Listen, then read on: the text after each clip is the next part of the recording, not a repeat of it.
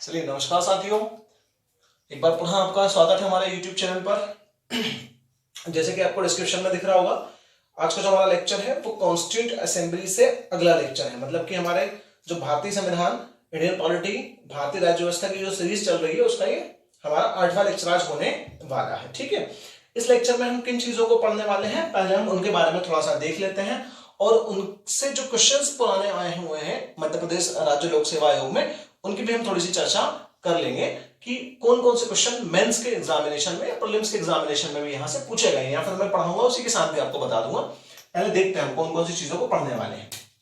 जैसे कि आपने लास्ट वाला लेक्चर देखा है, कॉन्स्टिट्यूंट असेंबली हमारा ऑलमोस्ट कंप्लीट हो चुका है। इसके बारे में और भी चर्चाएं आगे होंगी, लेकिन जहां जहां इसका रेफरेंस लगेगा वहां वहां इसकी चर्चाएं आगे आती चली जाएंगी।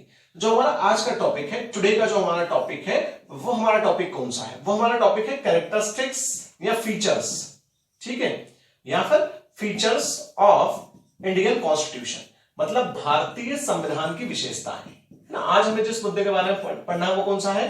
भारतीय संविधान की विशेषताएं। ठीक, हमें इसको आज कवर करना है, भारतीय संविधान की विशेषताओं को। यहां से काफी सारे क्वेश्चंस एग्जामिनेशन में कई बार जो है पूछे गए हैं। देखिए, भारतीय संविधान की विशेषताओं को जब हम कवर करेंगे, है ना, तो इसके साथ साथ आप ये मान के चलिए आपका कॉन्स्टिट्यूशन का बेसिक बहुत ज्यादा कवर हो जाएगा। ठीक है, इसके बाद हम जिस टॉपिक को पढ़ेंगे वो हमारा रहेगा प्रियम्बल। इसके बाद अगर मैं आपको प्रियम्बल पढ़ाऊंगा, प्रस्तावना पढ़ाऊंगा, तो आपको बहुत ज्यादा अच्छे तरीके से समझ में चीजें आने वाली है। हालांकि प्रस्तावना जो है मैं आपको इतना ज्यादा डेप्थ पढ़ाने वाला हूं आने वाले बड़े लेक्चर्स में कि आपको इंडियन कॉन्स्टिट्यूशन की जो मूलभूत समझ है, ठीक है, जो उसकी बेसिक अंडरस्टैंडिंग है, वो पूरी इस लेक्चर के बाद और इस लेक्चर के बाद ऑलमोस्ट कंप्लीट हो जाएगी, ऐसा मेरा विश्वास है। ठीक है, तो हम यहां से बेसिक्स को सीखने के लिए भारतीय संविधान की विशेषताओं पर गौर करेंगे। ठीक, अब विशेषताओं की अगर बात होती है, कैरेक्टरिस्टिक्स की अगर बात होती है, तो यहां पर जिन चीजों को हमें देखना है उन मुद्दों में हम कितना डेप्थ आ जाएंगे वो हम देखते हैं। तो हम जनरली से कंसेप्चुअली कवर करेंगे, लेकिन हम बहुत ज्यादा उसमें डेप्थ, बिल्कुल अंदर तक डेप्थ नहीं जाएंगे, क्योंकि जो विशेषता है वो जैसे जैसे आप कॉन्स्टिट्यूशन की सीरीज में मेरे साथ आगे बढ़ते जाएंगे वैसे वैसे आपको विशेषताओं की एक अच्छी समझ जो है डेवलप होती चली जाएगी। ठीक है, तो आपको ध्यान रखना है चीजें कि यहां पर हमें जो मेन चीजें पढ़नी है वो आज के लेक्चर में हमारी भारतीय संविधान की विशेषताएं हैं। अब कौन कौन सी विशेषताओं के बारे में हमें जिक्र करना है, हम उसको थोड़ा सा देख लेते हैं। ठीक है, कि इंडियन कॉन्स्टिट्यूशन की सीरीज में हम किन किन कैरेक्टरिस्टिक्स के बारे में, किन किन विशेषताओं के बारे में जो है पढ़ने वाले हैं। ठीक है, तो देखिए, भारतीय संविधान की विशेषताएं, ये हमारा टॉपिक है। ठीक है, भारतीय संविधान की विशेषताएं। ठीक, अब इसके ऊपर जो क्वेश्चंस बने हैं मेंस में, ठीक है, एमपीपीएससी मेंस में, एमपीपीएससी मेंस में यहां से जो क्वेश्चन आए हैं उसके बारे में थोड़ा सा आपको बता देता हूं कि कौन कौन से क्वेश्चन यहां पर जो है मेंस के एग्जामिनेशन में मध्य प्रदेश राज्य लोक सेवा आयोग ने यहां पर पूछे हैं। तो देखिए, अगर मैं इस टॉपिक की बात करूं तो ये टॉपिक अपने आप में बेहद इंपॉर्टेंट टॉपिक है और यहां से कई सारे क्वेश्चन मेंस के एग्जामिनेशन में पहले पूछे गए हैं। 3 नंबर में पूछे गए हैं, 6 नंबर में पूछे गए हैं, 15 नंबर में भी यहां से क्वेश्चन पूछे गए हैं। ठीक है, तो कौन कौन से क्वेश्चन पूछे सुनिए। पहला क्वेश्चन ये कि भारतीय संविधान के उन प्रमुख लक्षणों को बताइए जो यूएसए के संविधान से लिए गए हैं। क्योंकि जब संविधान की विशेषताओं को आप पढ़ेंगे तो इसी के साथ साथ सोर्सेस ऑफ इंडियन कॉन्स्टिट्यूशन भी आप पढ़ेंगे, मतलब भारतीय संविधान के स्रोत भी आप पढ़ेंगे। और भारतीय संविधान के जो विदेशी स्रोत हैं, जो फॉरेन सोर्सेस हैं, जिन जिन से भारत का संविधान लिया गया है, उसके बारे में भी आप चीजों को पढ़ेंगे और किस तौर पर, किस प्रारूप में भारत का संविधान वहां से लिया गया है, ये सब चीजें भी आप सीखेंगे। तो यहां से 3 नंबर में आया हुआ जो पहला क्वेश्चन है, तो पहला क्वेश्चन है कि भारतीय संविधान के उन प्रमुख लक्षणों को बताइए जो यूएसए के संविधान से लिए गए हैं। मतलब एक बेसिक सी बात है कि इसी लेक्चर में हम अन्य देशों के संविधान के साथ तुलना भी थोड़ी बहुत पढ़ने का प्रयास करेंगे। अगला क्वेश्चन यहां से जो आया है वो ये है कि भारतीय संविधान में ग्रेट ब्रिटेन, संयुक्त राज्य अमेरिका और आयरलैंड के कौन कौन से प्रमुख तत्व सम्मिलित किए गए हैं। ठीक है, इंग्लिश में बताने की जरूरत नहीं, ये बिल्कुल आपको इंग्लिश में भी समझ में आ जाएगा कि इंडियन कॉन्स्टिट्यूशन में जो ब्रिटेन है और जो यूएसए है और जो आयरलैंड है, वहां से कौन कौन से इंपॉर्टेंट जो चीजें हैं वो वहां से ली गई हैं। ठीक है, ये आपको वहां से मिल जाएगा डेफिनेटली। इसके बाद हम आगे बात करते हैं, इसी में अगर हम देखें तो ठीक, इसमें हम अगर आगे देखेंगे तो हमें और क्या मिलने वाला है। तो देखिए, इसी में अगर आप आगे बात करेंगे तो देखिए, नेक्स्ट इंपॉर्टेंट चीज जो यहां पर है वो ये है कि अगला क्वेश्चन कौन सा है। अगला क्वेश्चन है कि जो भारत का संविधान है, ठीक है, उस भारत के संविधान में एकात्मक तत्व कौन कौन से हैं, मतलब यूनिटरी सिस्टम की बात की जा रही है, मतलब जो उसमें यूनिटरी सिस्टम है, ठीक है, उस यूनिटरी सिस्टम से भी यहां पर क्वेश्चन एग्जामिनेशन में आया हुआ है और 6 नंबर में क्वेश्चन पूछा गया है, मतलब 100 वर्ड्स में क्वेश्चन पूछा गया था, ठीक है। पैटर्न थोड़ा चेंज हुआ है और मैं कई बार डिस्कस कर चुका हूं, तो यहां से क्वेश्चन आया है, ठीक है। उसके अलावा भारतीय संविधान जो संघीय तत्व है, जो फेडरल सिस्टम है, ठीक है, उस फेडरल सिस्टम से भी क्वेश्चन आया है एग्जामिनेशन में और वही 6 नंबर में क्वेश्चन आया है। मतलब टॉपिक बता देना किन किन टॉपिक से क्वेश्चन पूछे गए हैं। यूनिटरी सिस्टम से क्वेश्चन पूछा गया है, फेडरल सिस्टम से यहाँ पर क्वेश्चन पूछा गया है, ठीक है। और इसके अलावा जो और भी क्वेश्चंस यहाँ से एग्जामिनेशन में पूछे गए हैं, उनमें एक दो क्वेश्चंस और हैं, वो हैं, अगर आप पर्टिकुलर बात करेंगे तो जो तुलनात्मक अध्ययन होता है भारतीय संविधान का, तुलनात्मक अध्ययन मतलब अन्य देशों के साथ जो कंपैरेटिवली स्टडी होती है, कंपैरिजन जो होता है अदर कंट्रीज के साथ, उस कंपैरिजन से भी मेंस के एग्जामिनेशन में क्वेश्चंस पूछे गए। तो कुछ टॉपिक बेहद इंपॉर्टेंट है यहाँ पर, जिन से मेंस के एग्जामिनेशन में क्वेश्चन मध्य प्रदेश लोक सेवा आयोग ने पूछे हैं, ठीक है। और यूपीएससी भी यहां से जनरली अगर आप देखेंगे तो फेडरल सिस्टम, यूनिटरी सिस्टम, इनसे क्वेश्चन करता है एग्जामिनेशंस में। Is that clear? तो देखिए कहीं ना कहीं जो अगर आज का लेक्चर है वो आपकी बेसिक अंडरस्टैंडिंग के हिसाब से बहुत ही ज्यादा इंपॉर्टेंट होने वाला है, तो इसको थोड़ा समझिए आप। अब भारतीय संविधान की विशेषताओं की बात करते हैं, ठीक है, इसके कैरेक्टरिस्टिक्स की बात करते हैं, कौन कौन से कैरेक्टरिस्टिक्स इसमें बहुत ज्यादा इंपॉर्टेंट होते हैं और क्यों बहुत ज्यादा इंपॉर्टेंट होते हैं। तो जैसे कि पहला कैरेक्टरिस्टिक्स आपको बहुत अच्छे तरीके से पता है, ठीक है, पहले जो बात है आपको बहुत ज्यादा अच्छे तरीके से क्या पता है कि भारत के संविधान की विशेषताओं की अगर हम बात करेंगे, ठीक है, तो पहली विशेषता क्या होगी, मैं पहले डाल दूं कि salient features of Indian constitution. पहली विशेषता है दुनिया का सबसे बड़ा, ठीक है, लिखित संविधान। दुनिया का सबसे बड़ा कैसा संविधान है? ये लिखित संविधान है। ध्यान दें, पहला पॉइंट क्या है? दुनिया का सबसे बड़ा लिखित संविधान, ठीक है। Longest written constitution, longest written constitution, is that clear? पहली विशेषता ये है कि लॉन्गेस्ट रिटन कॉन्स्टिट्यूशन। अब ये क्यों ऐसा है, उसके पीछे रीजन है। पहला है वाई, ऐसा क्यों है, क्यों ऐसा हुआ कि हमारा संविधान इतना ज्यादा लंबा बना, उसका रीजन क्या है? देखो इसके अंदर की चीजें मैं आपको पहले ही बता सकता हूं, लेकिन इंपॉर्टेंट बात यह है कि हमें सबसे पहले यह चीज पता करनी है कि क्या रीजन है, ऐसा वो कौन सा रीजन है जिस रीजन की वजह से जो इंडियन कॉन्स्टिट्यूशन है वो longest constitution of the world है, ठीक। तो उसका जो इंपॉर्टेंट रीजन है वो रीजन ये है कि एक तो भारत की भौगोलिक स्थिति, पहला रीजन तो उसका क्या है, भारत की भौगोलिक स्थिति, पता है पहले वाले लेक्चर में मैं कवर करा चुका हूं ये सब चीजें। भारत की जो ज्योग्राफिकल कंडीशन है हम उसकी बात करते हैं, ठीक है।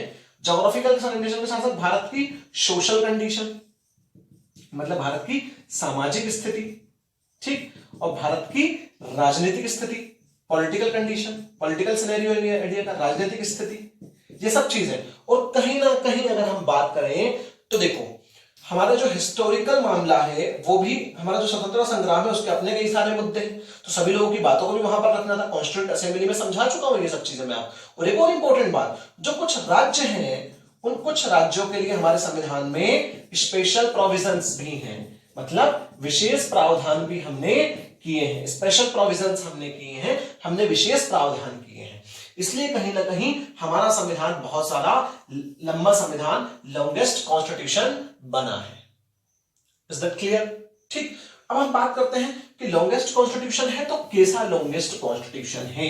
ध्यान रहे यहां से भी क्वेश्चंस सीधे सीधे जो है 6 नंबर में पूछ लिए जा सकते हैं कि क्यों सबसे लॉन्गेस्ट कॉन्स्टिट्यूशन है और किस लिए है, क्या क्या चीजें उसमें शामिल है। तो देखिए लॉन्गेस्ट कॉन्स्टिट्यूशन में जो चीजें शामिल हैं वो क्या क्या चीजें हैं।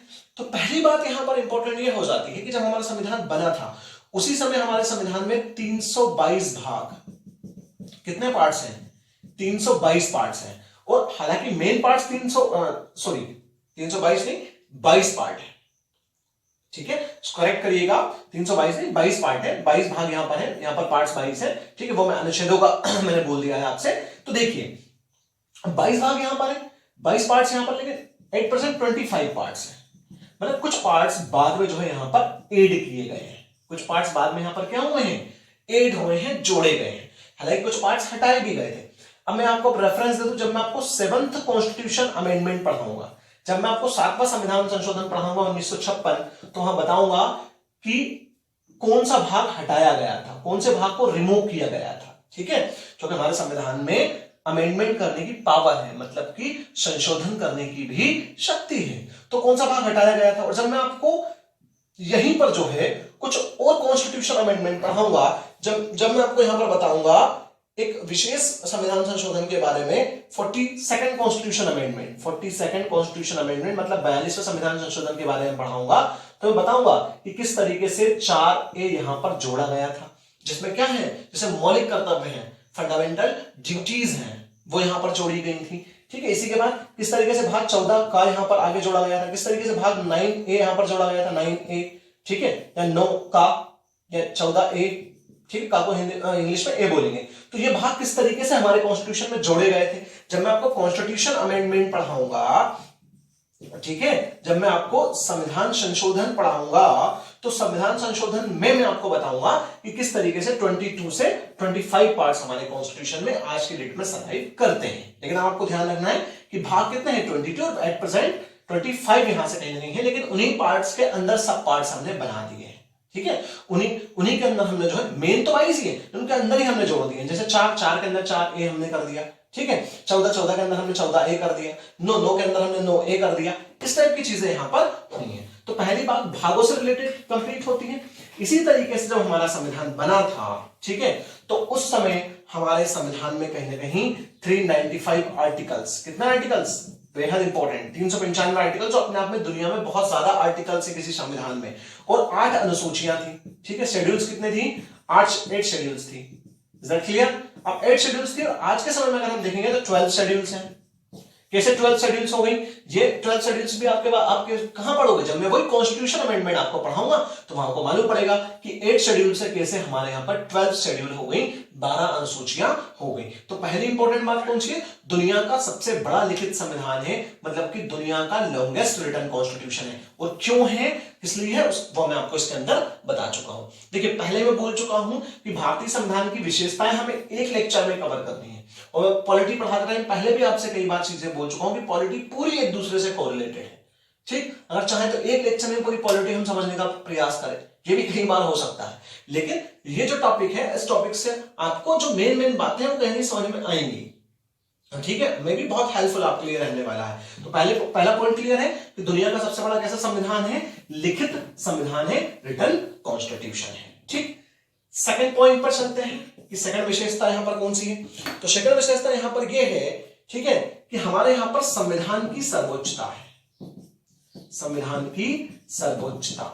क्लियर? हमने जब बनाया तो हमने संविधान की सर्वोच्चता को स्वीकार किया है, मतलब supremacy of constitution, supremacy of the constitution, ये हमारे यहां पर है। इसका मतलब क्या है, मतलब हमारे यहां पर सबसे ऊपर क्या है, संविधान है। ठीक है, हमारे यहां पर कोई धर्म ग्रंथ, ठीक है, जो धर्म ग्रंथ है, या किसी कोई जाति ग्रंथ, कोई भी ग्रंथ हो, ठीक है, धर्म का ग्रंथ हो, जाति का ग्रंथ हो, कोई भी ये जो चीजें हैं, ये कहीं ना कहीं इन सबसे ऊपर हमारे यहां पर क्या है, संविधान है, मतलब सुप्रीमेसी ऑफ द कॉन्स्टिट्यूशन है। मतलब हमारा जो देश चलेगा वो किस पर आधारित चलेगा, संविधान पर आधारित आगे बढ़ेगा, और संविधान को बेस बनाकर चलेगा। Is that clear? मतलब हमारे यहां पर संविधान की सर्वोच्चता है, सुप्रीमेसी ऑफ द कॉन्स्टिट्यूशन है, मतलब हमारे यहां पर जो निर्णय होंगे, ठीक है, मतलब निर्णय से मतलब तीन, एक इंपॉर्टेंट चीज मैं आपको बता दूं, जैसे जो कार्यपालिका हमारे यहां पर है, ठीक है, जो हमारे यहां पर एग्जीक्यूटिव है, हमारे यहां पर जो लेजिस्लेचर है, मतलब कि जो विधायिका है, ठीक है, इज दैट क्लियर? विधायिका, उसके बाद नेक्स्ट कौन आता है, न्यायपालिका, न्यायपालिका मतलब कि जुडिशरी। तो ये जो तीनों हैं, इज दैट क्लियर? डेमोक्रेसी के तीनों मेन अंग है, अंग यही है, एग्जीक्यूटिव, लेजिस्लेचर और जुडिशरी। ये तीनों जो वर्क करेंगे वो किसको बेस बनाकर वर्क करेंगे, वो कॉन्स्टिट्यूशन को बेस बनाकर वर्क करेंगे, वो संविधान को बेस बनाकर वर्क करेंगे। क्यों? क्योंकि हमारे यहां पर संविधान सुप्रीम है, हमारे यहां पर जो संविधान है वही सर्वोच्च है, हमारे यहां पर सुप्रीमेसी ऑफ द कॉन्स्टिट्यूशन का जो कंसेप्ट है वो हमारे कॉन्स्टिट्यूशन में कहीं ना कहीं एड है। Is that clear?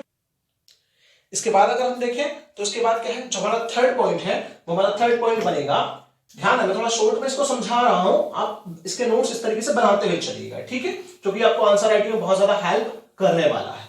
Next important बात यह है कि थर्ड पॉइंट विशेषताओं में जो हमारा संविधान है वो कठोर और लचीला दोनों है। मतलब हमारे संविधान में कठोर भी है एवं लचीलापन भी है, दोनों गुण हमारे कॉन्स्टिट्यूशन में देखने के लिए आपको मिलते हैं। मतलब भारत का संविधान कठोर भी दिखाई देगा और लचीला भी दिखाई देगा, मतलब रिजिड भी है एंड फ्लेक्सिबल भी है। हम दो बातें यहां पर बता रहे हैं कि रिजिड भी है और क्या है, फ्लेक्सिबल भी है। कैसे कि देखिए, कठोर का मतलब ये कि हमारे संविधान में, मैं एक और आपको विशेषता यहां पर बता दूं कि हमारे संविधान में हमने जो है संशोधन रखा हुआ है। ठीक है, हमारे संविधान में संशोधन किया जा सकता है, मतलब अमेंडमेंट किया जा सकता है। Is that clear? ये भी हमारे संविधान का एक गुण है जो कहीं ना कहीं हमने साउथ अफ्रीका से लिया है। कहां से लिया है? साउथ अफ्रीका के कॉन्स्टिट्यूशन से हमने लिया है कि हमारे कॉन्स्टिट्यूशन में हम अमेंडमेंट कर सकते हैं, संशोधन कर सकते हैं। लेकिन कठोर एवं लचीलेपन का मतलब यहां पर यह होता है कि देखिए, हमारे संविधान में कुछ जगहों पर आसानी से संशोधन हो सकता है। Is that clear? आसानी से संशोधन हो सकता है, मतलब इजीली हम लोग हमारे कॉन्स्टिट्यूशन को कुछ जगहों पर अमेंडमेंट कर सकते हैं। ठीक है, मतलब अमेंडमेंट आसानी से कुछ जगहों पर हो सकता है। लेकिन कहीं ना कहीं अगर हम बात करें तो कुछ मामले ऐसे हैं, उन मामलों में कॉन्स्टिट्यूशन में अमेंडमेंट करने के लिए हमें हमारा जो फेडरल सिस्टम है उसको फॉलो करना पड़ता है, जो हमारा संघीय ढांचा है उसको फॉलो करना पड़ता है। और जो राज्य सरकारें हैं, मतलब जो राज्य हैं, राज्य सरकारें और जो स्टेट हैं, उन स्टेट का भी कहीं ना कहीं हमें उसमें जो है क्या रिकमेंडेशंस या फिर उनकी जो सहमति है वो सहमति लेनी पड़ती है। Is that clear? और कुछ जगहों पर ऐसा है कि जहां पर संविधान संशोधन इतना आसान भी नहीं और नहीं हो सकता, वो है मूलभूत ढांचा।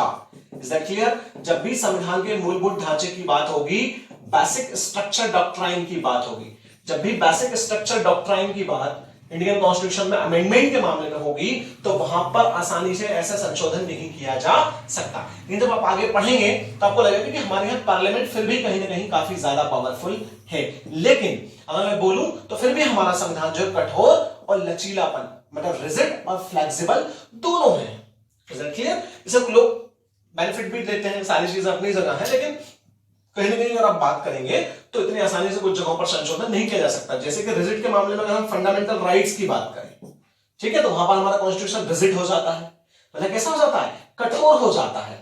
क्लियर? तो मैं बहुत ज्यादा इसमें डेप्थ नहीं जाऊंगा क्योंकि सारी चीजें हम आगे पढ़ने वाले हैं तो वहां पर आपको और समझ में आएगा, लेकिन मैं मेन आपको विशेषताओं पर यहां पर फोकस करके चल रहा हूं, तो मैंने इतना आपको बताया है। संशोधन की बात करें तो ये कैरेक्टर भी हम यही पढ़ लेते हैं। संशोधन हमारे संविधान में हो सकता है, साउथ अफ्रीका के कॉन्स्टिट्यूशन से हमने लिया है, और जो हमारा आर्टिकल 368 है उसमें कहीं ना कहीं जो अमेंडमेंट की जो प्रोसेस है उसके बारे में बताया गया है कि किस चीज में, कि संविधान के किसी पार्ट में, किसी भी आर्टिकल्स में अगर कोई जोड़ना है, कुछ करना है, अमेंडमेंट कोई करना है तो किस तरीके से अमेंडमेंट हो सकता है, उसकी जो प्रोसेस है वो आर्टिकल 368 में दी हुई है। क्लियर? तो नेक्स्ट पॉइंट आपका क्लियर हुआ कि हमारे संविधान में कठोर और लचीलापन, रिजिड और फ्लेक्सिबिलिटी दोनों कहीं ना कहीं यहां पर पाई जाती हैं। ठीक है, आगे बढ़ते हैं। देखिए, रिजिड और फ्लेक्सिबिलिटी मतलब अगर हमारा कॉन्स्टिट्यूशन रिजिड नहीं रहेगा तो कोई भी उसका बहुत आसानी से फायदा उठा लेगा। ठीक है, और इसीलिए हमारा जो सुप्रीम कोर्ट है उसने संविधान में मूलभूत ढांचे का कंसेप्ट कहने दिया था। जब आप केशवानंद भारती केस आगे पढ़ेंगे तो आपको बेसिक स्ट्रक्चर ऑफ डॉक्ट्राइन के बारे में जानकारी में दूंगा कि बेसिक स्ट्रक्चर ऑफ डॉक्ट्राइन क्या होता है, किन की चीजों से रिलेटेड होता है। और एक और इंपॉर्टेंट बात, जो बेसिक स्ट्रक्चर ऑफ डॉक्ट्राइन है, जो मूलभूत ढांचा है, वो किन किन मामलों में है, कहीं ना कहीं उसकी व्याख्या सुप्रीम कोर्ट ने क्लियरली बोला था कि जब जब जरूरत लगेगी तब तक उसकी व्याख्या उस तरीके से कर दी जाएगी। ठीक है, अगला पॉइंट हम देखते हैं। नेक्स्ट पॉइंट हमारे कॉन्स्टिट्यूशन में है संघात्मक किंतु एकात्मकता की तरफ झुकाव। एकात्मकता की तरफ झुकाव, ठीक है, वेरी इंपॉर्टेंट लाइन। संघात्मक किंतु एकात्मकता की तरफ झुकाव, मतलब कहने की बात यह है, थोड़ा सा इसको समझिएगा आप, इन दोनों से क्वेश्चन एग्जामिनेशन में काफी ज्यादा पूछे जाते हैं। ठीक है, तो देखिए, संघात्मक किंतु एकात्मकता की तरफ झुकाव मतलब कि सिस्टम फेडरल है लेकिन वो यूनिटरी की तरफ बैंड है, मतलब यूनिटरी की तरफ झुका हुआ है। क्लियर? जब हम कॉन्स्टिट्यूशन को डेप्थ में स्टडी करते हैं तो हम पाते हैं कि कहीं ना कहीं यूनिटरी सिस्टम के तत्व काफी ज्यादा मौजूद है। मतलब मैं यहां पर एक लाइन बोलूं कि हमारे यहां पर जो है सेंट्रल गवर्नमेंट जो है, सेंट्रल ज्यादा पावरफुल है, मतलब सेंट्रल के पास राइट्स जो है वो ज्यादा है। क्लियर?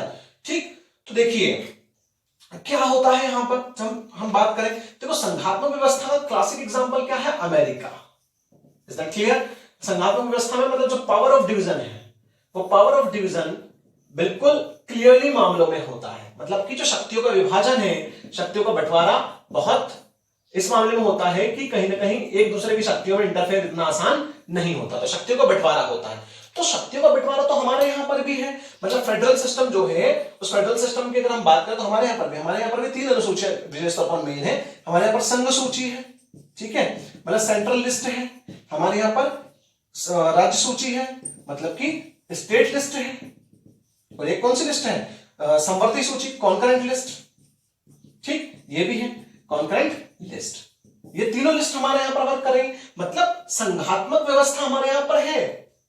ओके, हमारे यहां पर फेडरल प्रिंसिपल काम कर रहा है, लेकिन फिर भी कहीं ना कहीं हमने एकात्मकता की तरफ झुकाव रखा। क्यों? उसका रीजन क्या था? व्हाई? अब आपको ये चीज समझना बहुत ज्यादा इंपॉर्टेंट है, क्योंकि कंसेप्चुअल अप्रोच तो यहीं से क्लियर होती है कि उसका रीजन क्या है। उसका रीजन ये दिया जाता है कि हमारी कंट्री की यूनिटी, इंटीग्रिटी, ठीक है, मतलब कि हमारी एकता और अखंडता को बनाए रखने के लिए, एकता और अखंडता, हमारी कंट्री की एकता और अखंडता को बनाए रखने के लिए जरूरी था कि कहीं ना कहीं जो सेंट्रल गवर्नमेंट है वो पावरफुल रहे, मतलब कि जो हमारा कहीं ना कहीं जो संघ है, मतलब जो यूनियन है, वो यूनियन पावरफुल रहे। क्यों? क्योंकि जिस तरीके की कंडीशन जब आप 1947 में की कंडीशंस इंडिया में पढ़ेंगे, जब आप मॉडर्न हिस्ट्री में जब पढ़ेंगे तो आप देखेंगे 1947 जब आजादी की कंडीशन आप पढ़ेंगे तो उस समय क्या होगा, उस समय किस तरीके से पाकिस्तान और इंडिया में डिवाइडेशन हुआ, किस तरीके से देशी रियासतों का विलय हुआ। जब मैं भी गणतंत्र का उदय भारत में पढ़ाने वाला हूं, जो अगला मैं इसी सीरीज के साथ जो मेरा लेक्चर आने वाला है, ताकि आपको इन सब चीजों की और अच्छी समझ हो पाए, इसलिए मैं कुछ लेक्चर पैरेलल लेकर चलूंगा। जैसे कि जो आजादी के बाद का भारत है, आजादी के बाद के भारत की जो हिस्ट्री है, मैं इसके पैरेलल कुछ लेक्चर्स उसमें डालते रहूंगा, जो स्पेशल मेरे लेक्चर्स रहेंगे उसमें आते रहेंगे, ताकि इन सब टॉपिक्स की आपको समझ अच्छे तरीके से हो कि कॉन्स्टिट्यूशन में ऐसा हुआ तो क्यों हुआ है, उसके पीछे के रीजंस क्या है ना। तो एक तो अखंडता को बनाकर रखने के लिए हमारे यहां पर सेंट्रल का पावरफुल होना बहुत ज्यादा जरूरी था, इसलिए हमने कहीं ना कहीं हमारे संविधान में फेडरल के साथ साथ यूनिटरी सिस्टम के भी गुण जो है डाले हैं, और यूनिटरी सिस्टम की तरफ झुकाव हमने किया है। जैसे कुछ मामलों में मैं आपको बताऊं, जैसे कि हम इसी लिस्ट की बात कर लें, समवर्ती सूची की ही हम बात कर लें। जब समवर्ती सूची पर कोई विवाद होता है, कॉन्करेंट लिस्ट में कोई विवाद होता है जिसमें दोनों का विषय और सम्मिलित विषय होते हैं, सब्जेक्ट होते हैं, स्टेट के भी और सेंट्रल के भी, जब उसमें कोई विवाद होता है कहीं ना कहीं, तो वो जो विवाद है, उस विवाद में जो मेन निर्णय मान्य होता है वो सेंट्रल गवर्नमेंट का मान्य होता है। कभी कुछ ज्यादा बात आगे बढ़ती है तो सुप्रीम कोर्ट जाती है, लेकिन जो अंत का डिसीजन मान्य होता है वो किसका होता है? सेंट्रल गवर्नमेंट का। तो यहां पर सेंट्रल पावरफुल हो गया। जैसे ये ऐसे इमरजेंसी के टाइम पर, ठीक है, इमरजेंसी के टाइम पर सेंट्रल के पास पूरी पावर चली जाती है। देखिए, ये भारतीय संविधान की अद्वितीय विशेषता है, यूनिक फीचर है इंडियन कॉन्स्टिट्यूशन का। यूनिक फीचर कैसा? कि बिना कॉन्स्टिट्यूशन अमेंडमेंट के, मतलब हम कॉन्स्टिट्यूशन में अमेंडमेंट नहीं करते हैं, और बिना कॉन्स्टिट्यूशन अमेंडमेंट के जब आर्टिकल 352 जो लगता है, मतलब कि जब नेशनल इमरजेंसी लगती है, तो हमारा जो फेडरल सिस्टम है वो सीधा ही यूनिटरी सिस्टम में कन्वर्ट हो जाता है, और सारी पावर स्टेट से कहां शिफ्ट हो जाती है? सारी पावर स्टेट से यूनियन में शिफ्ट हो जाती है। क्लियर? आगे सीखेंगे आप इसको, काफी बड़े पैमाने पर मैं पढ़ाऊंगा भी, बट ये हमारे कॉन्स्टिट्यूशन का यूनिक फीचर है कि हम अमेंडमेंट नहीं करते हैं, उसके बाद भी ऐसा हो जाता है। मतलब एक लाइन में अगर बोलूं तो कहीं ना कहीं जब हम इसको आगे पढ़ेंगे तो हम देखेंगे कि जब भी कुछ भी चीजें हम जैसे आगे जो सीखेंगे, कॉन्स्टिट्यूशन के जितने प्रावधान है, सारी चीजें हम पढ़ेंगे तो हमें जानने के लिए मिलेगा कि फेडरल प्रिंसिपल, मतलब फेडरल सिस्टम कहीं ना कहीं यूनिटरी की तरफ काफी ज्यादा झुका है, और बहुत ज्यादा मामलों में सेंट्रल जो है काफी ज्यादा पावरफुल है, और वो डिसीजन ले सकता है, और वो कई मुद्दों पर कानून बना सकता है। क्लियर है? तो क्यों ऐसा है वो मैं आपको समझा चुका हूं कि हमारे कॉन्स्टिट्यूशन में ऐसा हमने क्यों रखा है, वो मैंने बिल्कुल आपको बता दिया है। तो नेक्स्ट फीचर कंप्लीट होता है हमारा, ठीक है, कि अगला जो कॉन्स्टिट्यूशन का फीचर है वो हमने कंप्लीट किया। अगला देखते हैं नेक्स्ट फिफ्थ पॉइंट हमारा है संसदीय शासन व्यवस्था, संसदीय व्यवस्था। Is that clear? हमारे यहां कैसी व्यवस्था है? संसदीय, मतलब हमारे यहां पार्लियामेंट्री सिस्टम है। ध्यान रखें, कैसा सिस्टम है? पार्लियामेंट्री सिस्टम है। और पार्लियामेंट्री सिस्टम के उदय की बात आप करेंगे, इसके ओरिजिन की आप बात करेंगे, तो इसका ओरिजिन कहां? इसका ओरिजिन ब्रिटेन। जब आप वर्ल्ड हिस्ट्री में देखेंगे तो आपको मिलेगा इसका ओरिजिन कहां है? ब्रिटेन में है।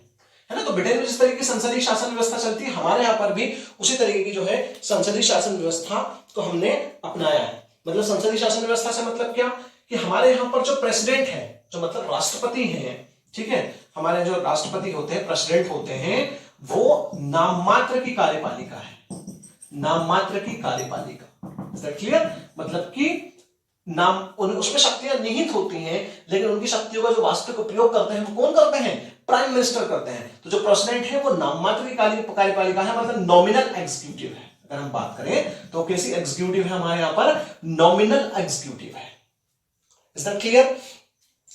ठीक। ताकत कहां है? जो मेन पावर है वो मंत्री परिषद में निहित होती है। मंत्री परिषद मतलब हमारे यहाँ कैबिनेट सिस्टम चलता है, ठीक है। जो वर्क पूरे करने की प्रोसेस है वो कौन सा सिस्टम है? Cabinet system. मतलब मंत्री परिषद में जो है मेन पावर यहां पर रहती है। Is that clear? और मंत्री परिषद में क्या? लोकसभा, मतलब हमारे यहाँ प्रधानमंत्री जो है वास्तविक शक्ति का उपयोग करता है, लेकिन उसको लोकसभा का समर्थन चाहिए होता है। तो हमारी कैसी व्यवस्था है? पार्लियामेंट्री शासन व्यवस्था है। उस पार्लियामेंट्री सिस्टम में हमारे यहाँ दो चीजें हैं, एक तो लोकसभा और दूसरा राज्यसभा। ठीक। पहला कौन सा? लोकसभा, दूसरा राज्यसभा, निम्न सदन और उच्च सदन। क्लियर बात? चलिए बढ़ते हैं आगे। लोकसभा, इसके बाद हमारे ये टॉपिक का ये जो फीचर है कंप्लीट होता है। नेक्स्ट फीचर पर हम आते हैं कि नेक्स्ट फीचर इंडियन कॉन्स्टिट्यूशन का कौन सा है, ठीक है। तो नेक्स्ट फीचर इंडियन कॉन्स्टिट्यूशन का आपको देखने के लिए मिलेगा वो है स्वतंत्र न्यायपालिका। छठा जो हमारा पॉइंट है, वेरी वेरी इंपॉर्टेंट, इस पर तो बहुत डिबेट है। स्वतंत्र न्यायपालिका, इस पर आपको कई डिबेट्स देखने के लिए मिलेंगी। इंडिपेंडेंट जुडिशरी, ठीक है, इंडिपेंडेंट जुडिशरी। देखिए, आप कुछ मुद्दों को अगर छोड़ दिया जाए, कुछ एक्सेप्शनल केसेस को अगर छोड़ दिया जाए, तो हमारी जो जुडिशरी है उसने स्वतंत्र इंडिपेंडेंट ही अधिकांशतः रोल प्ले किया है। आई बात समझ में? उसने कैसा रोल प्ले किया है? हमेशा जो है इंडिपेंडेंट रोल प्ले ही किया है। ठीक। ऐसा क्यों रखा गया?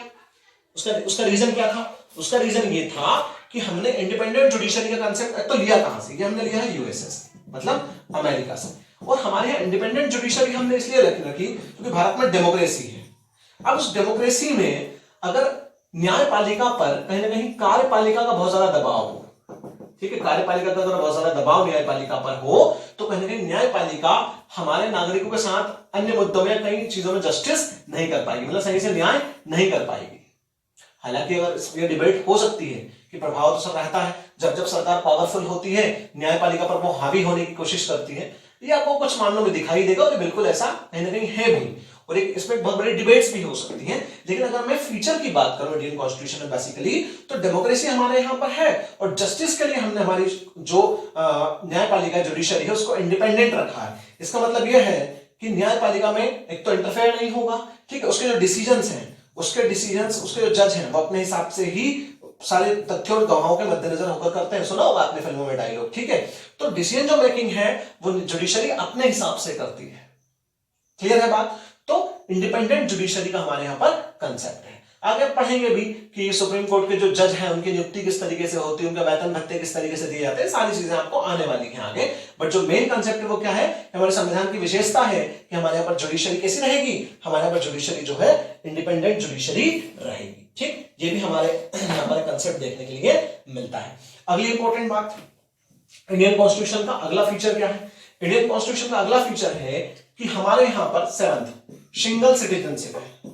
सिंगल सिटीजनशिप, ठीक है, मतलब कैसी नागरिकता है? एकल नागरिकता है। हमारे यहां पर अगर नागरिकता की बात करेंगे तो कैसी नागरिकता है?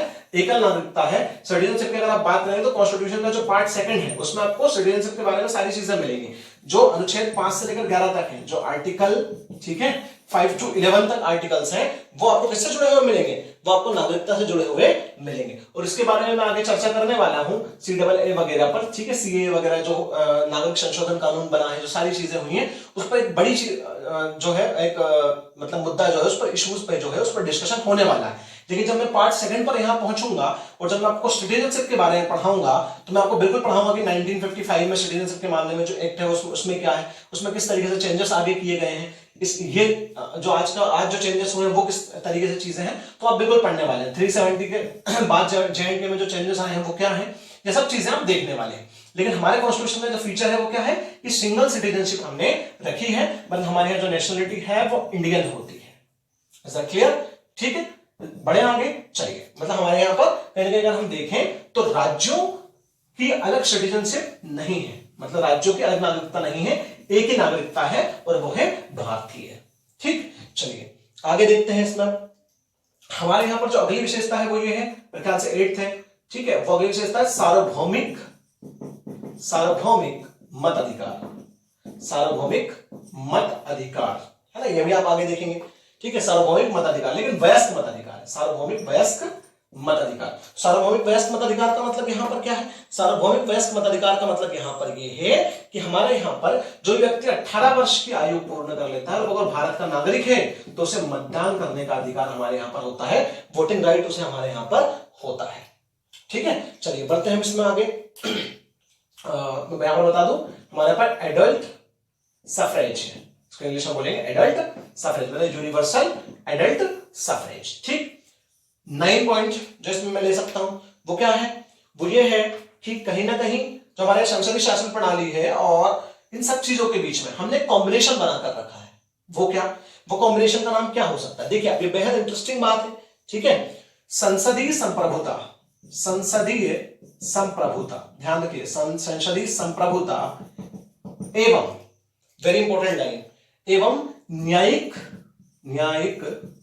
सर्वोच्चता में समन्वय, बेहद इंपॉर्टेंट लाइन है। यहां से आपको कुछ चीजें क्लियर होंगी। ठीक है, हालांकि इसमें कई बार मैंने पहले ही बोला डिबेट भी हो सकती है इस मुद्दे पर, लेकिन अभी उसमें आपको नहीं जाना। कोऑर्डिनेशन, है ना, coordination in parliamentary supremacy and judiciary supremacy, coordination in parliamentary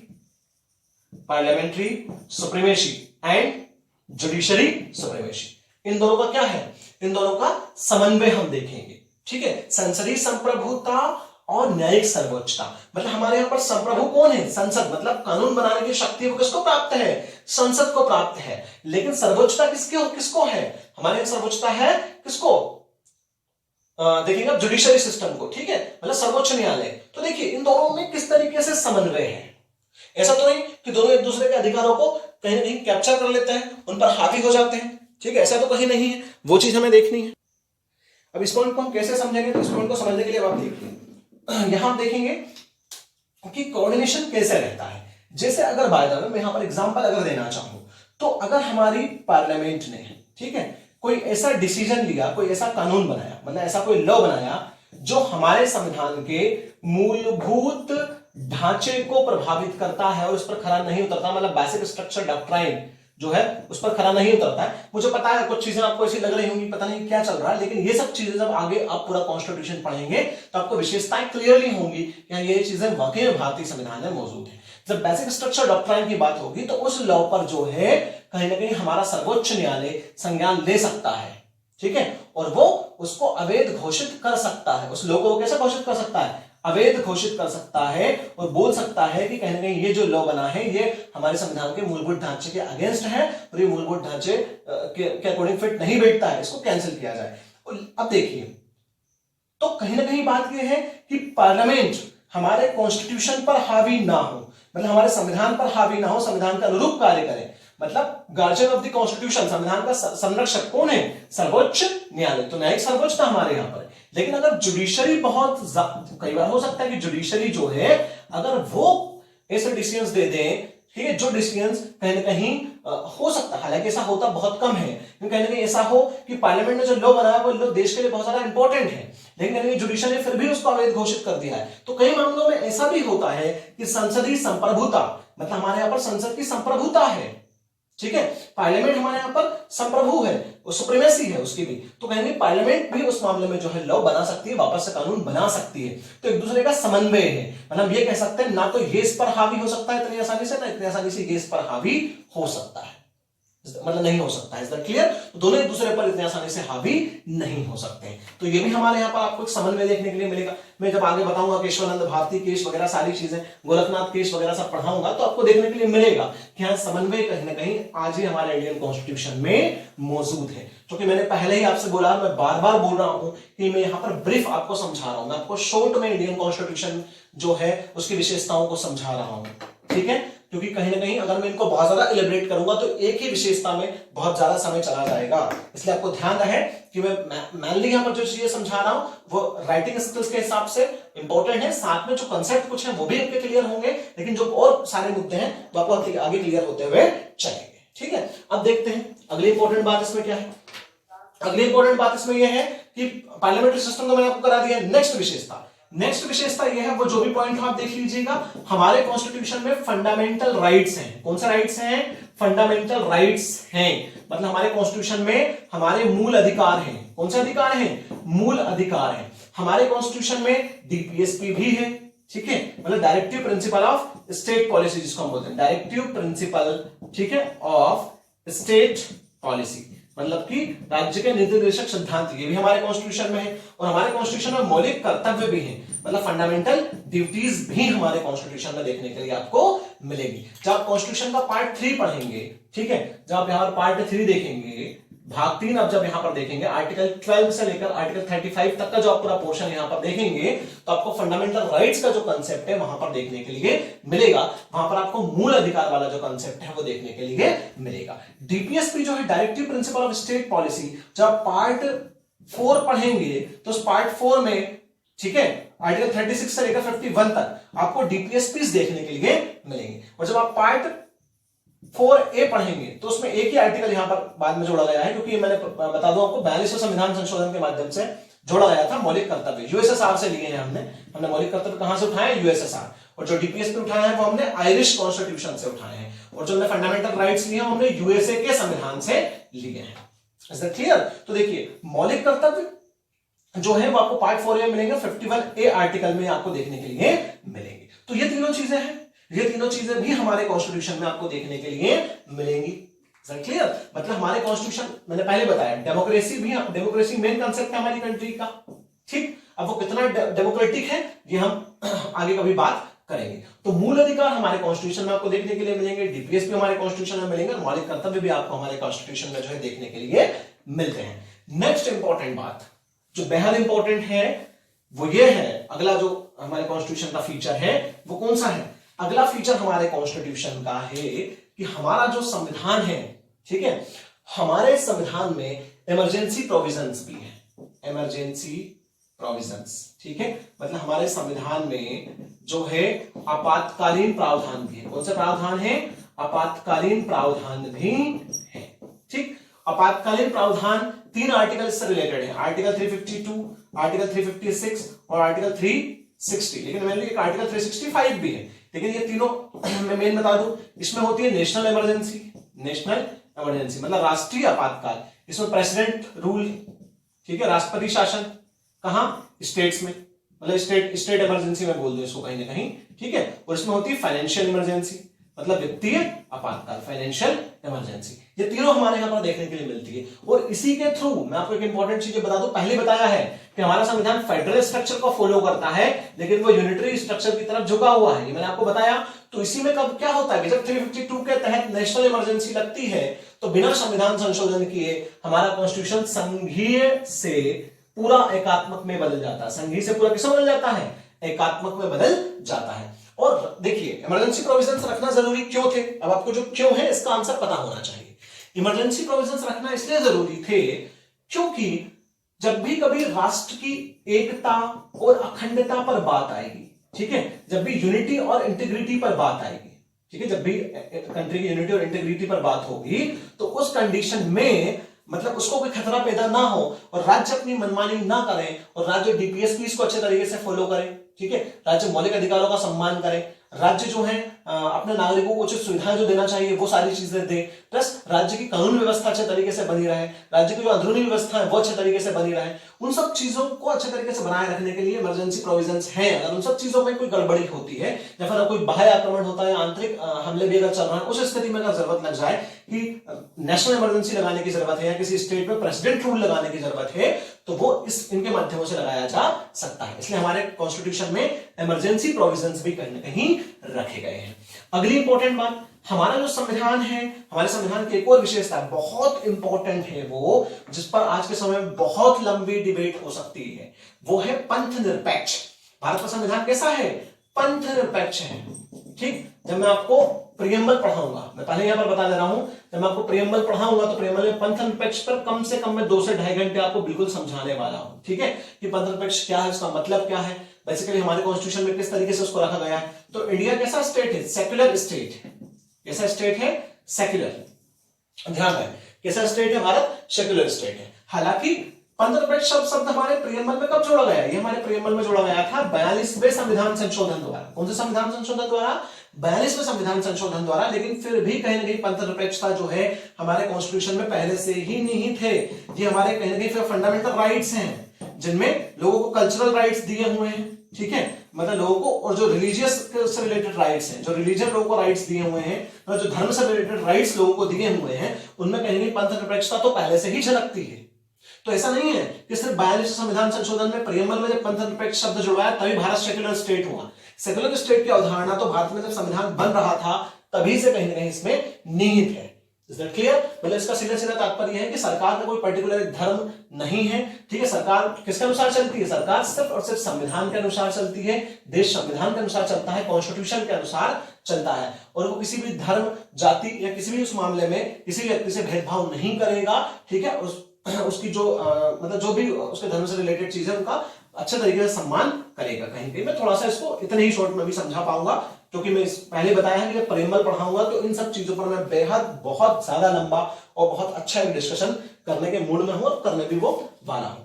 ठीक है, अब नेक्स्ट बात करते हैं, एक और इंपॉर्टेंट पॉइंट हम ले लेंगे। ऐसे तो बहुत विशेषताएं हो सकती है, बट मैं आपको मेन कैरेक्टरिस्टिक्स समझा रहा हूं, महत्वपूर्ण विशेषताएं सिर्फ यहां पर समझाने की कोशिश कर रहा हूं।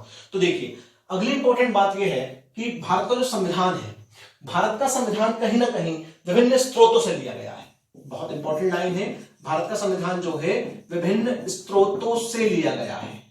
जो भारत का संविधान है किससे लिया गया, विभिन्न स्रोतों से।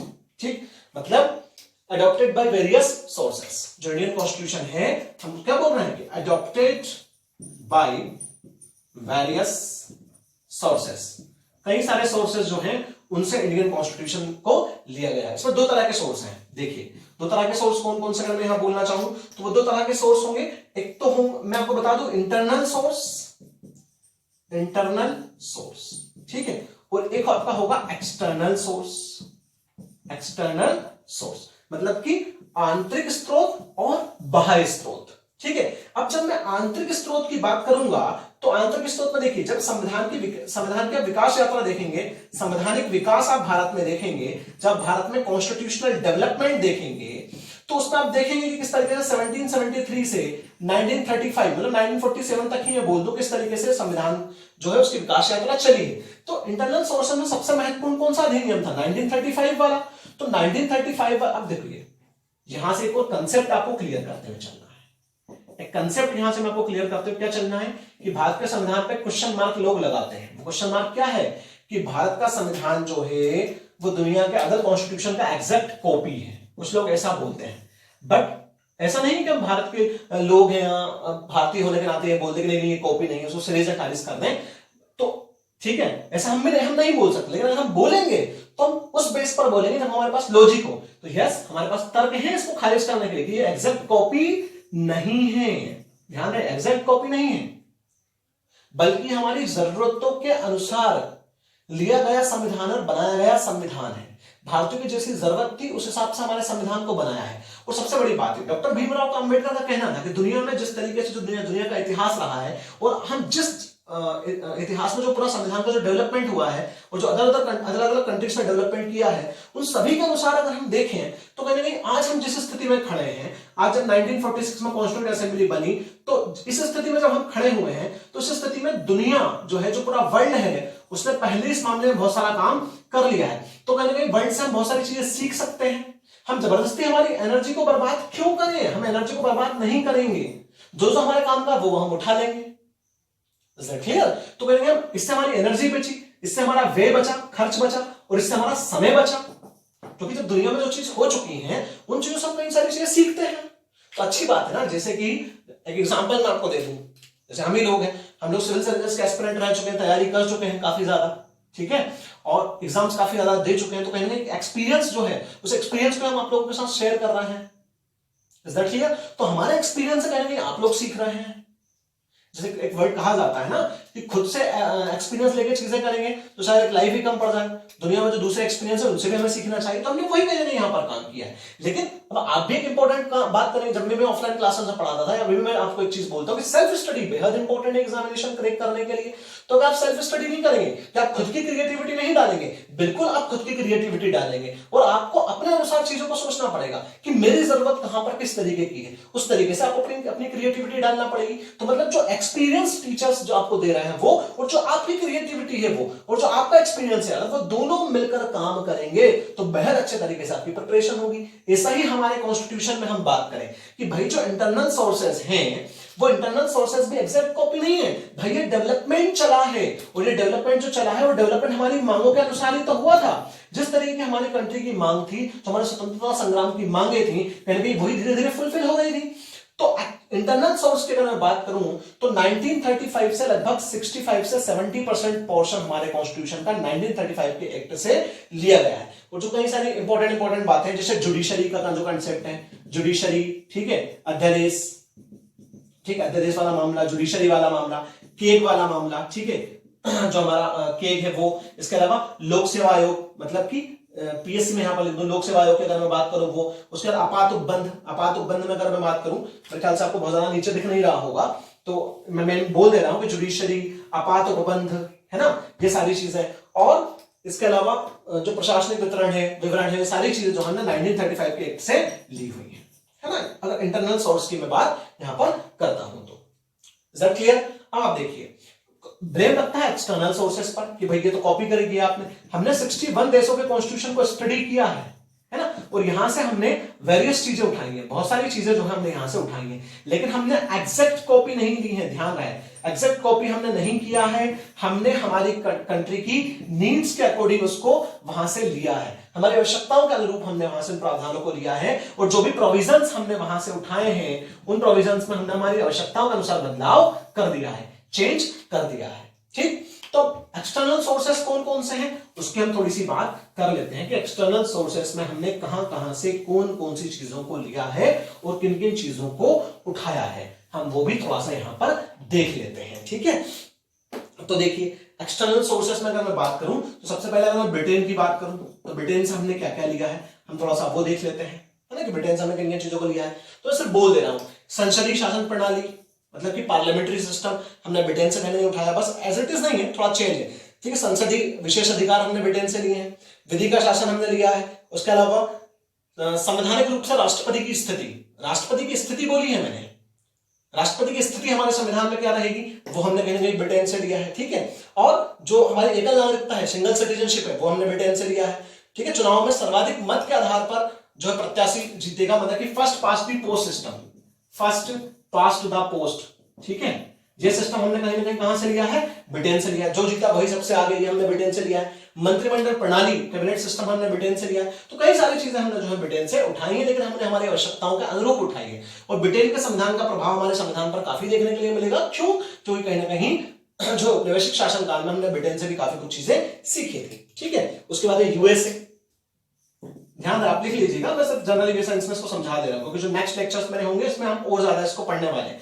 जब मैं ये चीजें आपको पूरी डिटेल में समझाऊंगा तो वहां बिल्कुल बताऊंगा कौन कौन सी चीज कहां से कैसे कैसे और क्यों वहां से ली गई है, वो भी हम देखेंगे। तो हमने मूल अधिकार ब्रिटेन के मूल अधिकार हमने अमेरिका के कॉन्स्टिट्यूशन से लिए हैं। न्यायिक पुनरावलोकन, सुप्रीमेसी ऑफ जुडिशरी, ये हमने लिया है वहां से। ठीक है, इंडिपेंडेंट जुडिशरी, ये हमने वहां से लिया है, मतलब हमारी जुडिशरी कैसी रहेगी, स्वतंत्र रहेगी, ये हमने वहां से उठाया है। उसके अलावा राष्ट्रपति पर महाभियोग, ध्यान रहे, इंपीचमेंट प्रोसेस ऑफ प्रेसिडेंट, राष्ट्रपति पर महाभियोग लगाना, कैसे उसको हटाया जाएगा, वो हमने यूएसए से लिया है। थर्ड इंपॉर्टेंट बात, जो कनाडा का संविधान है, कनाडा के कॉन्स्टिट्यूशन से हमने काफी कुछ चीजें उठाई हैं, जैसे एक सशक्त केंद्र के साथ जो अर्ध संघात्मक व्यवस्था हमारे यहाँ पर है, मतलब हमारे यहाँ पर जो क्वाजी फेडरल सिस्टम चलता है, आगे पढ़ेंगे आप क्वाजी फेडरल सिस्टम। तो क्वाजी फेडरल सिस्टम मतलब क्या, जो हमारे यहाँ पर अर्ध संघात्मक व्यवस्था है, अर्ध संघात्मक व्यवस्था। ठीक है, मतलब वही कि हमारा कॉन्स्टिट्यूशन जो है कहीं ना कहीं फेडरल प्रिंसिपल पर होते हुए भी यूनिटरी सिस्टम की तरफ भी काफी ज्यादा झुका हुआ है। मतलब क्वासी फेडरल सिस्टम में दोनों के तत्व हमारे उसमें देखने के लिए मिलते हैं, एकात्मक के भी और संघात्मक के भी। तो ये जो व्यवस्था है कहीं ना कहीं हमने कनाडा से थोड़ी सी इसको अपनाने का प्रयास किया है, हमने केंद्र को जो है ज्यादा मजबूत रखा है। ठीक है, जो शक्ति विभाजन मतलब जो पावर ऑफ डिवीजन का कंसेप्ट है, मैं ये बोल दूं जो पावर ऑफ डिवीजन का कंसेप्ट है, ठीक है, जो शक्ति विभाजन का कंसेप्ट है वो हमने कहीं ना कहीं कनाडा से उठाया है। Is that clear? चलिए बढ़ते हैं हम आगे। यहां पर देखें हम आयरिश कॉन्स्टिट्यूशन, आयरलैंड का संविधान 3 हो चुके हैं। अब मैं अगली बात करूं आयरिश कॉन्स्टिट्यूशन से हमने क्या क्या लिया है, तो आयरलैंड के संविधान से हमने क्या क्या लिया है। ध्यान रखो, थोड़ा सा फैक्चुअल इंफॉर्मेशन के तौर पर आज समझा रहा हूं इसमें, है ना, बाकी चीजें पढ़ेंगे। आयरलैंड के संविधान से हमने लिया है डीपीएसपी, राज्य के नीति निर्देशक, तब तो पहले बता चुका हूं। ठीक है, इसके अलावा राष्ट्रपति जो साहित्य कला इनके क्षेत्र में लोगों को मनोनीत करता है वो हमने यहां से उठाया है ना। इसके अलावा यहां से हमने राष्ट्रपति की जो निर्वाचन संबंधी प्रक्रिया है, मतलब कि जो इलेक्शन प्रोसीजर है, ध्यान रखें, इलेक्शन प्रोसीजर ऑफ प्रेसिडेंट, जो प्रेसिडेंट की इलेक्शन प्रोसीजर है वो हमने यहां से उठाई। तो देखो मिक्स चीजें मिल रही हैं। राष्ट्रपति की कंडीशन क्या रहेगी, राष्ट्रपति की स्थिति क्या रहेगी, राष्ट्रपति कैसा रहेगा, उसके पास पावर वगैरह कैसी क्या रहेगी, ये हमने ब्रिटेन से लिया है। ये हमने कहां से लिया? ब्रिटेन से। राष्ट्रपति को कैसे हटाया जाएगा, इंपीचमेंट मतलब महाभियोग, महाभियोग हमने लिया है अमेरिका से। और देखिए निर्वाचन कैसे हुआ, ये हमने लिया है आयरलैंड से। मतलब हमने हमारी आवश्यकताओं के अनुरूप चीजें की है। लग रहा होगा आपको, ऐसे समझ में आ रही होंगी ये चीजें, है ना। अगली इंपॉर्टेंट बात दक्षिण अफ्रीका, फिर पॉइंट अगर बोलूं साउथ अफ्रीका। ठीक, तो मेन जिनसे लिया है मैं उन्हीं की बात करूंगा। साउथ अफ्रीका से हमने लिया है कॉन्स्टिट्यूशन अमेंडमेंट, जो अमेंडमेंट की प्रोसेस है, मतलब कि जो हमारे संविधान में संशोधन की प्रक्रिया है वो हमने यहां से उठाई है। प्लस राज्यसभा के सदस्यों का निर्वाचन कैसे होगा, मतलब इलेक्शन ऑफ, ठीक है, राज्यसभा मेंबर्स, मतलब राज्यसभा मेंबर्स का निर्वाचन कैसे होगा। ठीक है, उस राज्यसभा मेंबर के निर्वाचन की जो प्रोसेस है वो भी हमने साउथ अफ्रीका के कॉन्स्टिट्यूशन से उठाई है। अगला हम देखते हैं, अगला है फ्रांस। तो फ्रांस की क्रांति से रिलेटेड जो 3 तत्व हैं वो बहुत इंपॉर्टेंट है ना। वो कौन से तत्व हैं? वो है स्वतंत्रता, समानता, बंधुत्व का सिद्धांत। स्वतंत्रता, मैं बता दे रहा हूं बहुत इंपॉर्टेंट, स्वतंत्रता, समानता और बंधुत्व का जो सिद्धांत है वो हमने कहां से उठाया है? वो फ्रांस से हमने उठाया है। फ्रांस की क्रांति बहुत फेमस 1789, ठीक है, बहुत फेमस रिवॉल्यूशन रहा है दुनिया में, जिसमें स्वतंत्रता, समानता, बंधुत्व का जो कंसेप्ट है वो दुनिया को दिया। ठीक है, फ्रेंच रिवॉल्यूशन अपने आप में बेहद फेमस, वहां से हमने ये तीनों चीजें उठाई हैं, है ना। आगे बढ़ते हैं इसी में। और जो गणतंत्रात्मक व्यवस्था है, मतलब जो फेडरल सिस्टम है हमारे यहाँ पर, फेडरल सिस्टम, सॉरी गणतंत्रात्मक व्यवस्था मतलब जो हमारे यहाँ रिपब्लिक सिस्टम चलता है। ठीक है, रिपब्लिक है इंडिया। मैं बताऊंगा भारत में गणतंत्र का उदय कैसे हुआ। चलिए इसी में आगे बढ़ते हैं। तो देखिए हमारा फ्रांस का संविधान तक कंप्लीट होता है कि फ्रांस का संविधान से हमने क्या लिया है, इसके बाद चलिए अब हम देखते हैं। ठीक, इसके बाद हमने जिस संविधान से ली है चीजें वो हमारा है दक्षिण अफ्रीका हो गया है। अब मैं ऑस्ट्रेलिया ले लेता हूं। ठीक है, इसके बाद हमने किसकी बात कर रहे हैं? ऑस्ट्रेलिया। तो ऑस्ट्रेलिया के संविधान से हमने क्या लिया है? ऑस्ट्रेलिया के संविधान से हमने जो लिया है वो लिया है समवर्ती सूची। किसका प्रावधान लिया है? समवर्ती सूची का प्रावधान। हमने कहा मतलब कॉन्करेंट लिस्ट की बात है, तो कॉन्करेंट लिस्ट हमने कहां से ली है?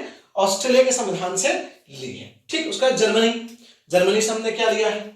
जर्मनी के संविधान से हमने बहुत बेहद महत्वपूर्ण इंपॉर्टेंट बात ली है, जो हमारा इमरजेंसी प्रोविजन होता है। तो इमरजेंसी के टाइम पर, ठीक है, जब हमारे यहां पर आपातकाल लगेगा, उस आपातकाल के समय, ठीक है, suspension of fundamental rights, suspension of fundamental rights मतलब कि मौलिक अधिकारों का स्थगन। ध्यान रहे, मौलिक अधिकारों का स्थगन वो कैसे होता है, क्या सारी चीजें हैं वो आगे आएंगे आपको। तो मौलिक अधिकारों का स्थगन हमने कहां से लिया है? जर्मनी के वाइमर कॉन्स्टिट्यूशन से हमने मौलिक अधिकारों का स्थगन लिया है, या उनका निलंबन लिया है। ठीक, जापान से हमने लिया विधि द्वारा स्थापित प्रक्रिया, एक ही चीज ली है। उसके बाद यूएसएसआर है ना, यूएसएसआर मतलब सोवियत संघ। सोवियत संघ के संविधान से हमने लिया मूल अधिकार, सॉरी मूल अधिकार नहीं, मूल कर्तव्य है ना। यहां से हमने क्या लिया है? मूल कर्तव्य लिया है, मतलब फंडामेंटल ड्यूटीज हमने ली है। फंडामेंटल ड्यूटीज हमने ली जो हमारे संविधान में 42 संविधान संशोधन के माध्यम से आई थी। ठीक है, तो 10 कमेटी के रिकमेंडेशंस पर जो हमने उठाई थी। उसके बाद हमारी प्रस्तावना में सामाजिक, आर्थिक और राजनीतिक न्याय का जो आदर्श है, ध्यान है हमारी प्रस्तावना में जो हमारा प्रियम्बल है, हमारे प्रियम्बल में जो सोशल, ठीक है, इकोनॉमिकल और पॉलिटिकल जो जस्टिस वाली बात है वो हमने कहां से उठाया है? वो भी हमने यूएसएसआर के कॉन्स्टिट्यूशन से कहीं ना कहीं लिया है, हमारी प्रस्तावना की हम बात करें तो ऐसे कई सारे देश हैं जिनसे हमने जो है भारत के संविधान में अलग अलग चीजों को उठाया है। ठीक है, तो कहीं ना कहीं अगर हम बात करें तो भारत के संविधान में कई सारे इंटरनल चीजें भी हैं और एक्सटर्नल चीजें भी जो हैं अलग अलग कॉन्स्टिट्यूशन से ली गई हैं। लेकिन हमने पहले बताया कि एग्जैक्ट कॉपी नहीं है। अगर ऐसा बोला जाता है कि एग्जैक्ट कॉपी है तो बिल्कुल एग्जैक्ट कॉपी नहीं है, क्योंकि हमारे देश की जो कंडीशन थी वो अलग थी और हमने उसके अकॉर्डिंग ही इन चीजों को हमारे संविधान में लिया है। Is that clear? I hope आपको लेक्चर्स में जो कैरेक्टरिस्टिक्स, जो फीचर्स मैंने पढ़ाए हैं वो पूरे समझ में आ गए होंगे। ठीक है, और जो मैंने अदर सोर्सेस पढ़ा है वो भी आपको समझ में आ गए होंगे। ठीक, और जो मेंस के मैंने क्वेश्चंस बताए हैं जो इसके पहले के आए हुए हैं, उन क्वेश्चंस को आप आंसर राइटिंग करने का प्रयास भी करेंगे। तो ये एक ब्रीफ डिस्क्रिप्शन है, मतलब कि ब्रीफ ओवरव्यू है, ये कोई बहुत ज्यादा डेप्थ ओवरव्यू नहीं दिया है मैंने आज, बहुत बेसिक और बहुत नॉर्मल लेक्चर है। आगे आने वाले टाइम पर जब आप पढ़ेंगे तो काफी डेप्थ में इसमें आपको चीजों को पढ़ाने वाला हूं। अगला जो मेरा लेक्चर होने वाला है वो है प्रियम्बल पर, बेहद इंपॉर्टेंट लेक्चर रहेगा। प्रियम्बल के हर एक वर्ड को मैं पूरा क्लियर आपको करके समझाऊंगा कि क्यों ये वर्ड कहां से लिया, कैसे लिया और आज उसकी प्रासंगिकता क्या है, आज वो कितना वैल्यूएबल है, आज हम उन लक्ष्यों को हमने मतलब पा लिया है, नहीं पाया है, हमने हमारे एम्स हम कितना उस पर खरा उतर पाए हैं कॉन्स्टिट्यूशन पे। ये जो सारी की सारी चीजें हैं, जो पूरा सिनेरियो है वो पूरा सिनेरियो मैं आपको प्रियम्बल में समझाऊंगा। ठीक, तो एक बार पुनः मैं आपको रिवीजन करा देता हूं भारतीय संविधान की विशेषताओं का। तो अगर विशेषताओं की हम पर्टिकुलर बात करें, कैरेक्टरिस्टिक्स की बात करें, तो मैं शॉर्ट में आपको समझाते पूरा बताते चल रहा हूं। संसदीय शासन प्रणाली, पहली में बात लिख दो, हिंदी में लिख दो, इंग्लिश में आप करते जाइएगा। संसदीय शासन प्रणाली मतलब पार्लियामेंट्री सिस्टम। ठीक है, पार्लियामेंट्री सिस्टम यहां पर है। पार्लियामेंट्री सिस्टम के बाद हमारे जो यहाँ अल्पसंख्यक वगैरह है, हालांकि मैंने बताया नहीं, बता दो, लेकिन यहाँ पर जो अल्पसंख्यक है, एसटी है, एससी है, इन सबको हमने विशेष अधिकार दिए हैं। मूल अधिकार हमारे कॉन्स्टिट्यूशन में है, मतलब फंडामेंटल राइट्स हमारे कॉन्स्टिट्यूशन में है। हमारे कॉन्स्टिट्यूशन में डीपीएसपी है, मतलब directive principle of state policy हमारे कॉन्स्टिट्यूशन में है। हमारे कॉन्स्टिट्यूशन में फंडामेंटल ड्यूटीज है, मतलब हमारे कॉन्स्टिट्यूशन में जो है कहीं आप देखेंगे तो मौलिक कर्तव्य भी आपको दिखाई देते हैं। हमारे कॉन्स्टिट्यूशन में फेडरल सिस्टम पर हमारा कॉन्स्टिट्यूशन वर्क करता है, मतलब कि हमारे सिस्टम में संघीय व्यवस्था है, लेकिन वो किसकी तरफ झुका हुआ है, यूनिटरी की तरफ झुका हुआ है। इमरजेंसी प्रोविजंस है, मतलब कि आपातकालीन प्रावधान हमारे कॉन्स्टिट्यूशन में है। कौन सा प्रावधान है? आपातकालीन प्रावधान हमारे कॉन्स्टिट्यूशन में दिए हुए हैं। Is that clear? यहीं से आगे बढ़ते हैं और कौन कौन सी चीजें हमारे कॉन्स्टिट्यूशन में दी हैं, तो मैंने पहले बताया है आपको।